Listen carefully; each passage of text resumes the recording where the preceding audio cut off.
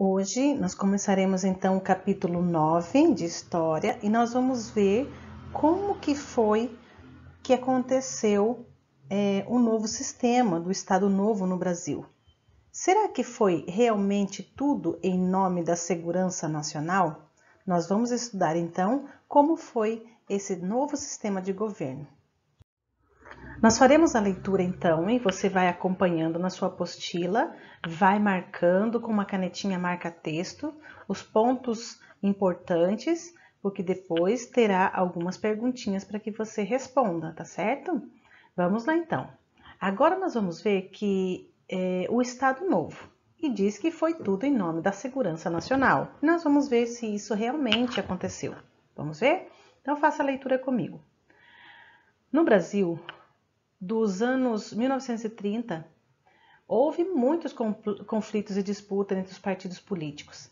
Além dos integralistas, que é a AIB, que é a Ação Integralista Brasileira, além deles, havia outros grupos com ideias de como governar o país, a exemplo então dos aliancistas, né, que faziam a Aliança Nacional Libertadora, a ANL. Eles então simpatizavam com os comunismos, com o Partido Comunista de outros países. Então, as eleições presidenciais elas estavam previstas para o ano de 1938, conforme a Constituição ou a lei que estava em vigor naquela época. Acontece que, no entanto, o presidente Getúlio Vargas, que era o atual presidente na época, ele não queria deixar o governo. O que ele fez então? Ele bolou uma estratégia para que ele não saísse do governo e não perdesse o seu mandato, né? Então, ele foi apoiado por alguns grupos políticos que defendiam um Estado forte, centralizador. Sabe o que o presidente Vargas fez? Getúlio Vargas. O presidente pôs um fim ao governo democrático. Sabe o que ele fez? Acabou com a democracia. Lembra o que era democracia? Democracia é que o povo é que votava, que escolhia os seus líderes políticos para serem os seus presidentes, governadores, enfim. Ele acabou com a democracia e ele instituiu então um governo totalitário, que era o Estado Novo, que durou de 1937 até 1946.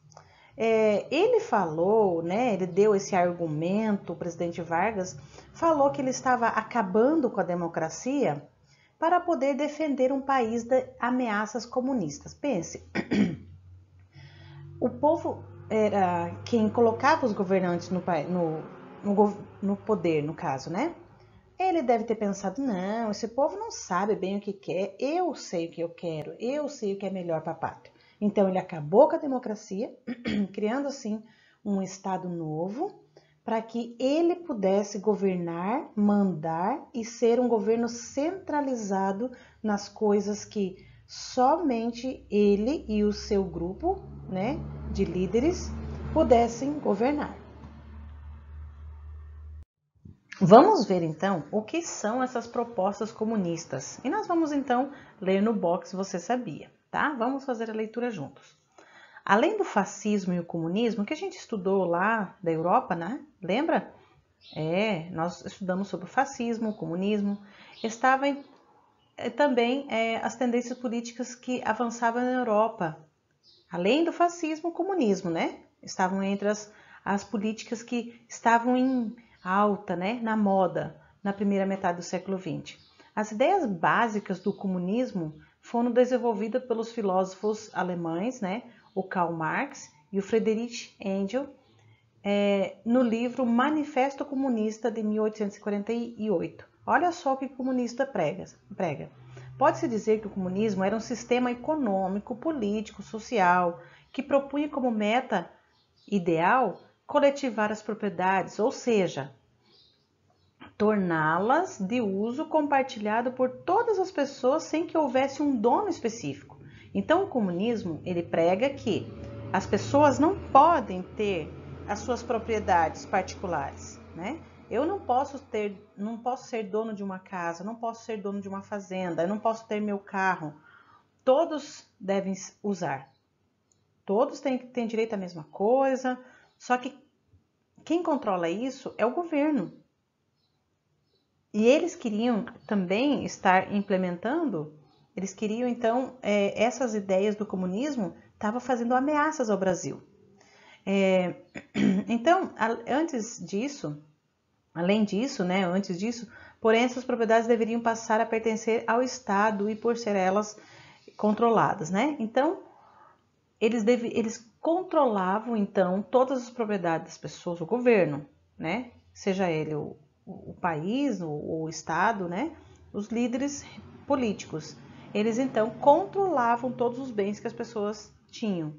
O comunismo ele defendia também que a sociedade não se dividisse em classes como o acúmulo de riquezas ou em propriedade privada, como ocorre no sistema capitalista que nós vivemos aqui no Brasil, né?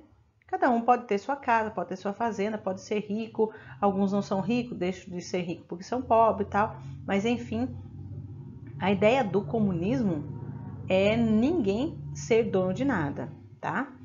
Não pode se concentrar os meios de produção nas mãos de alguns, né? Nós somos um país capitalista. Muitas pessoas têm muito dinheiro e poucas pessoas têm pouco. E muitas pessoas têm pouco. Mas então, teoricamente, o comunismo prega a redistribuição de riqueza sob um rígido controle do Estado. Então, o governo, né, o Estado ali que diz que é o governo, ele faz rígida distribuição e rígido controle sobre as propriedades das pessoas. Os críticos dessas ideias, porém, dizem que na prática o comunismo, sabe o que é? É autoritário e mantém privilégios para aqueles que são próximos ao governo. Enfim, as discussões em torno do conceito são grandes, mesmo em nossos dias. Então, tem muitos que apoiam ainda essa ideia do comunismo de ser uma coisa coletiva e todo mundo usufruir da mesma coisa.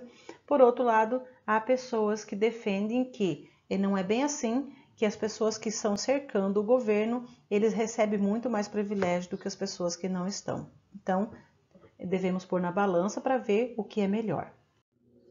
Agora nós vamos ver que no novo governo, chamado de Estado Nacional, foi feito pelo presidente Vargas, foi marcado pelo patriotismo. Então ele tinha uma ideia de a pátria ser endeusada, né? Tudo em função da pátria. Sua intenção era difundir ou espalhar a ideia de uma nação unida para o engrandecimento do país.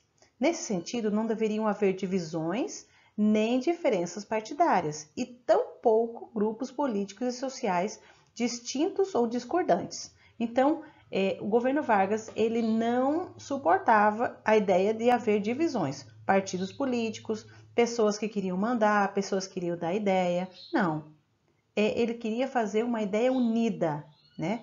O engrandecimento do país é a pátria e pronto. Tanto que ele acabou tirando todos os estados para fazer um governo, um estado único, né? Um estado novo, que ele dizia. O governo argumentava que, em nome da segurança nacional, algumas medidas deveriam ser tomadas a fim de que prevalecesse então o melhor para o Brasil. Será que realmente era o melhor para o Brasil? Assim sendo, ele criou algumas leis e algumas coisas foram alteradas. Olha só, a primeira coisa que aconteceu foi o Congresso Nacional foi fechado. Pensa! E às vezes as eleições então foram suspensas. Ninguém mais votava, o Congresso Nacional não opinava. O Poder Executivo, apresentado pelo Presidente da República, passou a centralizar suas decisões governamentais mais importantes. Então, agora, quem fazia todas as decisões governamentais, que era a função do Poder Executivo, ficou centralizado, então, no Presidente da República. E agora todos os partidos foram extintos. Não havia mais partido político, quer dizer, ninguém podia mais dar opinião ou discordar do sistema de governo. Era só o governo que mandava e acabou. Em 27 de novembro de 1937, na Praça Roosevelt, na cidade do Rio de Janeiro, aconteceu então uma cerimônia cívica de homenagem à bandeira nacional. Nessa ocasião, por ordem do governo, foram queimadas, olha que absurdo, foram queimadas as bandeiras estaduais, representando o fortalecimento de um Estado nacional unido e único. O ministro da Justiça, Francisco Campos, ele disse então em seu discurso. Então, veja que eles fizeram então uma cerimônia cívica, né? Ali com todas as autoridades, então, civis, militares, todas as autoridades ali, principalmente militares, né? Porque era um governo governado por militares, fizeram o hasteamento da bandeira, endeusando a bandeira nacional, e ali eles extinguiram então todas as bandeiras. E eles queimaram as bandeiras dos estados. Pensa só, eles queimaram as bandeiras dos estados. E olha só, então nesse momento o ministro da Justiça, Francisco Campos, ele fez um discurso e ele disse assim: bandeira do Brasil, és hoje a única, hasteada a esta hora em todo o território nacional, única e só. Não há lugar no coração dos brasileiros para outra flâmula, outras bandeiras, outros símbolos. Tu és única porque só há um Brasil. Em torno de si se refaz de novo a unidade do Brasil. A unidade de pensamentos, de ação, a unidade que se conquista pela vontade e pelo coração. A unidade que somente pode reinar, feita de força e de ideal, e a ordem de um único pensamento, de uma só autoridade, o pensamento e a autoridade do Brasil. Foi, então, escrito pelo Correio da Manhã, Rio de Janeiro, 28 de novembro de 1937. Então, nós vemos aqui a autoridade que eles tinham. Então, eles acabaram com todos os estados, né, representação de todos os estados, dizendo que o Brasil era um único só e tinha um só comandante, que era o presidente. A partir do texto que nós lemos e do discurso do ministro, né, nós vimos aqui então algumas perguntas. Letra A. Qual era a intenção do governo ao mandar queimar as bandeiras estaduais? Qual que era a intenção do governo, então? A intenção dele era reforçar o patriotismo e a união da população em torno de uma só bandeira. Qual era essa bandeira? A bandeira nacional, a bandeira do Brasil. Então, reforçar o patriotismo e a união da população em torno de uma só bandeira. A letra B diz assim: da queima das bandeiras em 1937, o que podemos deduzir com relação à importância dada pelo governo federal às culturas regionais e locais? Sabe o que acontece? Durante o Estado Novo, as culturas regionais e locais não foram valorizadas, não eram valorizadas. Devido à sua tendência autoritária, o governo fez o quê? O governo federal acreditava que as diferenças regionais e as oposições ao ideal nacionalista para uma população deveriam ser destruídas. Então, qualquer manifestação regional, de cultura, de música, tudo era censurado. O que é uma censura? É mandar parar, não pode falar isso. Então, as representações de teatro, de música, todas essas representações foram extintas, não foi feito mais, porque agora deveria ser falado somente uma única coisa, que era endeusar a bandeira do Brasil. E letra C. Hoje em dia, como as bandeiras estaduais e as culturas regionais são tratadas? Pesquise e escreva no caderno a história da bandeira do estado onde você mora. Nós vimos então que os estados, as bandeiras dos estados, elas são uma expressão da história, né? Uma história regional. Algumas bandeiras, elas contam por meio das cores, dos desenhos, dos símbolos, os acontecimentos específicos que ocorreram então no nosso estado.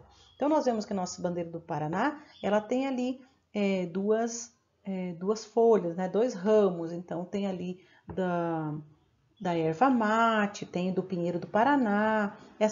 Essas representações significam o que é o nosso estado, o que a cultura representa, do que ele é formado. Ele planta soja, planta trigo, né? Essas coisas representam o nosso estado, as cores da bandeira. Então, você pode pesquisar, tá? O que significa a bandeira do estado, do nosso estado do Paraná. E você vai poder escrever aí no seu caderno. Por hoje é só, galerinha. Um beijo, até a próxima aula.